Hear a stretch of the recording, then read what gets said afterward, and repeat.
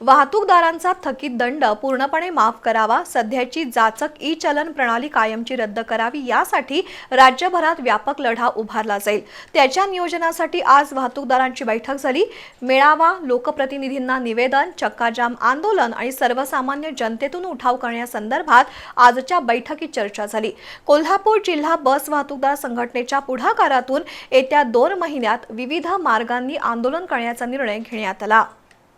बस, truck, tempo अशा वाहतूकदारांचा थकीत दंड पूर्णपणे माफ करावा आणि सध्याची जाचक ई-चलन प्रणाली कायमची रद्द करावी यासाठी कोल्हापूर जिल्हा बस वाहतूकदार संघटनेच्या पुढाकारातून आणि लॉरी ऑपरेटर संघटनेच्या सहभागातून जुलै महिन्यात प्रदीप राठोड यांनी सलग 8 दिवस उपोषण केलं।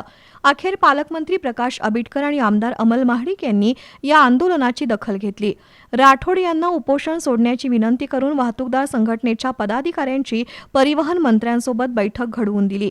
त्याचं फलित म्हणून ई-चलन रद्दचा आदेश काढण्याचा निर्णय झालाय, पण अजूनही त्याचा शासन आदेश आलेला नाही। अशा परिस्थितीत आंदोलनाची पुढील दिशा ठरवण्यासाठी आज कोल्हापुरात बैठक झाली। लॉरी ऑपरेटर्स असोसिएशनचे सुभाष जाधव, बस वाहतूकदार संघटनेचे प्रदीप राठोड, कॉम्रेड सतीशचंद्र कांबळे, आदर्श टेम्पो असोसिएशनचे विजय देवणे यांनी आंदोलनाची पुढील दिशा ठरवण्यासंदर्भात मतं व्यक्त केली।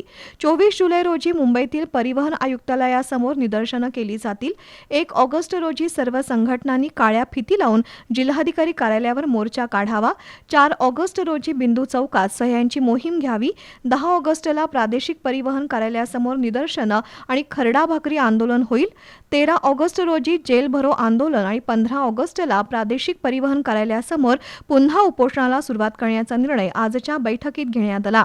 वाहतूकदारांच्या समस्यांबाबत राज्य सरकारनं गांभीर्यानं लक्ष दिलं नाही, तर टप्प्याटप्प्यानं आंदोलनाची तीव्रता वाढवण्याचं ठरलंय। यावेळी अशोक शिंदे, मनोज चौगुले, पंकज त्रिपाठी, गौरव कुसाळे, सुनील खोत, अशोक कुचकोरवी, चिंतन राठोड, दिलदार मुजावर, उत्कर्ष पवार, इम्रान मोगल उपस्थित होते।